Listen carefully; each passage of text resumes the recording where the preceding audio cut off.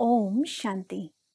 बाबा कहते हैं, बच्चे, मैं जो हूँ, जैसा हूँ, मुझे उसी रूप में जान और मान।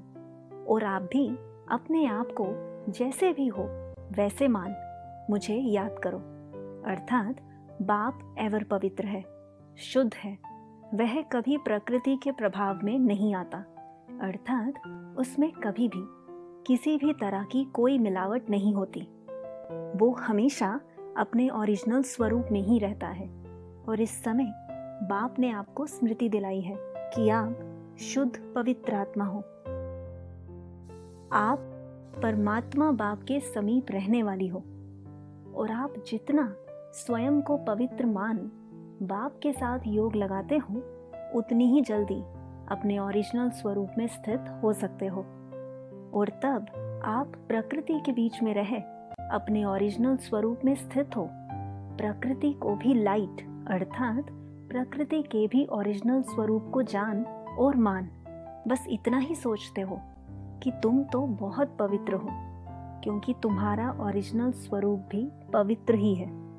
तो बहुत ही जल्दी आपके संकल्पों से प्रकृति पवित्र बन पवित्र दुनिया स्थापन कर देगी, क्योंकि प्रकृति ही दुनिया है।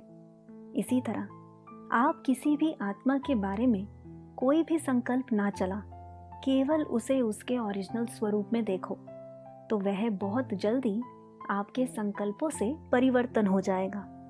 जैसे सोने में कोई मिलावट नहीं, तो वह पवित्र है। दूध में, घी में कोई मिलावट नहीं, अर्थात वह अपने शुद्ध स्वरूप में है। और हर चीज को पवित्र बनाने के लिए अग्नि का प्रयोग किया जाता है। अग्नि अर्थात लाइट।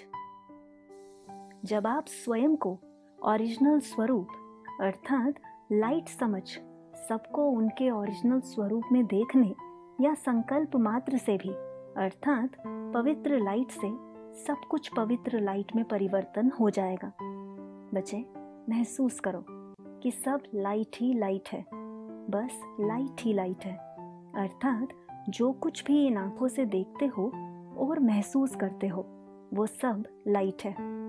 हर पल आपके अंदर यह संकल्प होना चाहिए कि मैं इन सब की मालिक, अपने पिता पॉइंट ऑफ लाइट के संग इन सब के कल्याण अर्थ यहाँ अवतरित हुई हूँ। बस अब इन सब का अर्थात इस विश्व का कल्याण हुआ कि हुआ। न्यारा अर्थात प्रभाव मुक्त। न्यारी आत्मा ही सबकी प्यारी बनती है। न्यारी आत्मा ही सभी का कल्याण कर सकती है। अच्छा, ओम शांति।